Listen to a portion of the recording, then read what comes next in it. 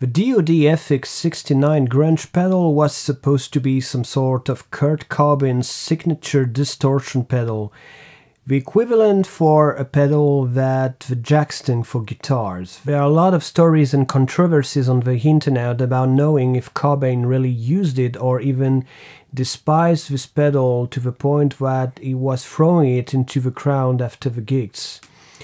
Is it in fact a simulation and imitation of the sound he managed to build years after years with very subtle combination of amps and pickups and maybe things we will never know? There have been many iterations of this pedal, and here we are talking about the first edition that I kept since the 90s. As a matter of fact, this pedal has a soft spot in my heart because it was the first distortion pedal I ever bought. Today I would like to show you how a piece of gear that was supposed to be a one-trick pony can be hacked and used for a different purpose. How we can make this pedal and guitar feedback. And once you feedback,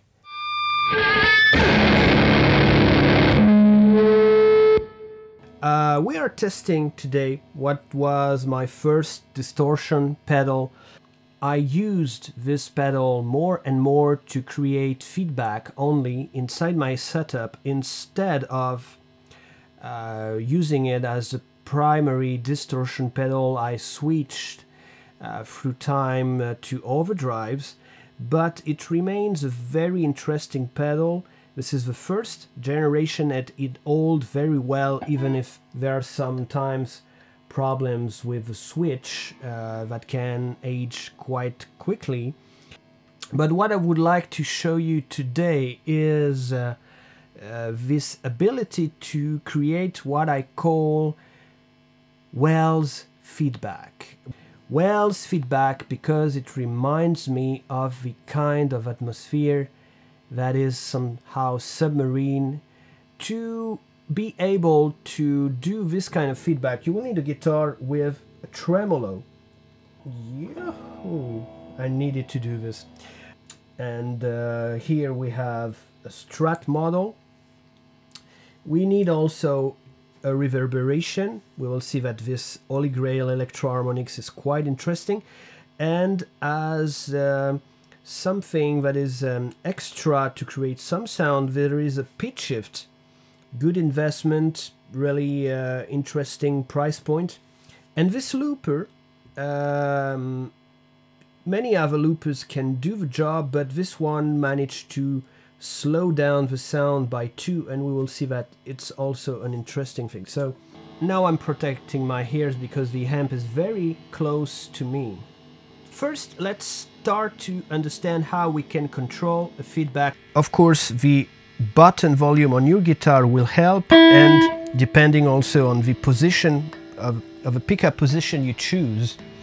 But let's start with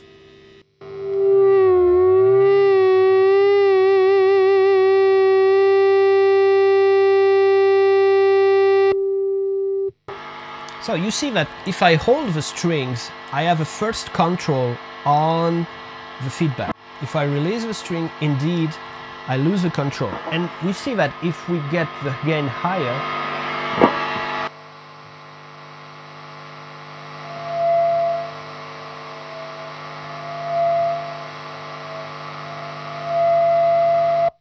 the point where you lose the control over the feedback, even if you hold the string. This is not the kind of thing we want today. We want to control the feedback with the strings, more or less, and tremolo, so we ensure our control over it, and with the volume of the guitar here.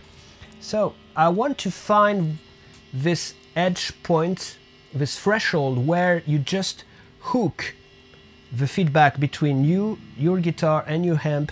There is some, what I call some hooking point, where you manage to catch the feedback without losing control.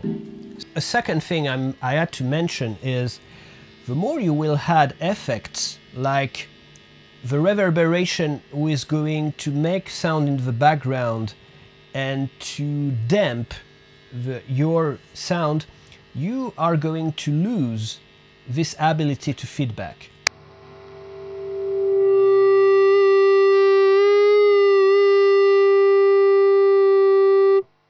You see now that I had too much gain, so I lower the volume here.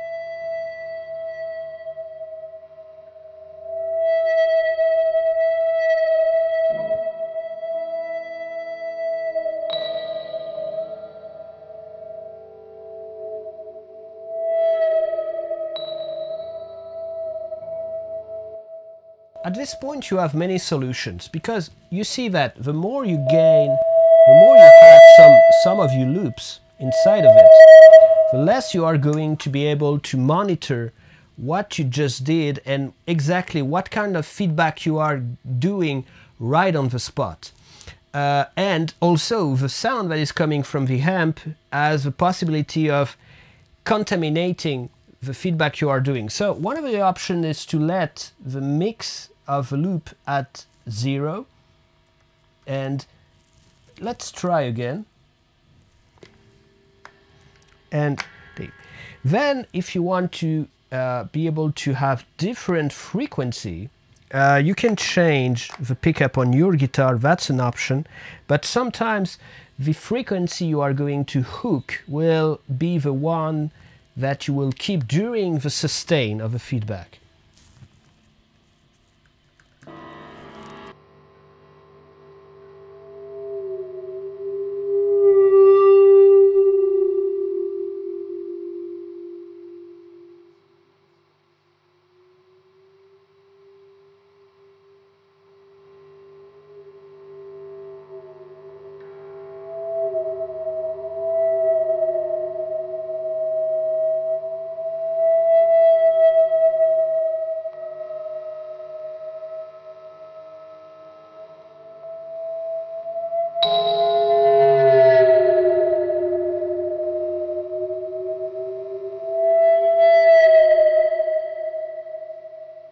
Use a pickup that is close to the string, the more the feedback becomes harsh and difficult to control.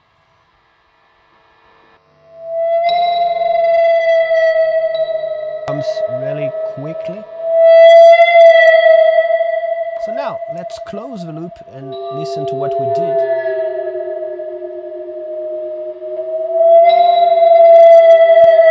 And let's go down.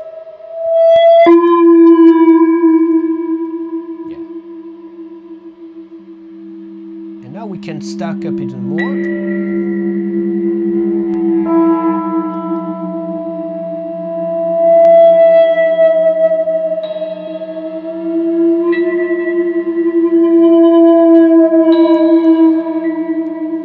At this point, we see that it's easier to monitor what we are currently doing and putting inside the loop, because that the octave is lower, so we definitely know in a better way.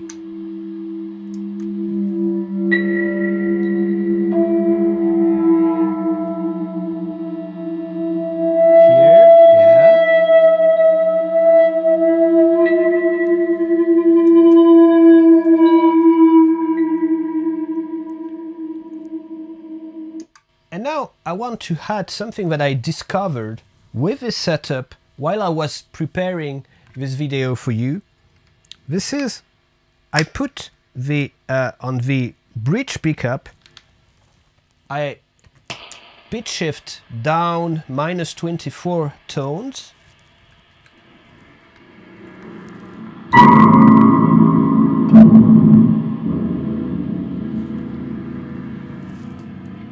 Little more gain, a little more reverberation, and now you have a sound of a sonar submarine, which is Let's add it.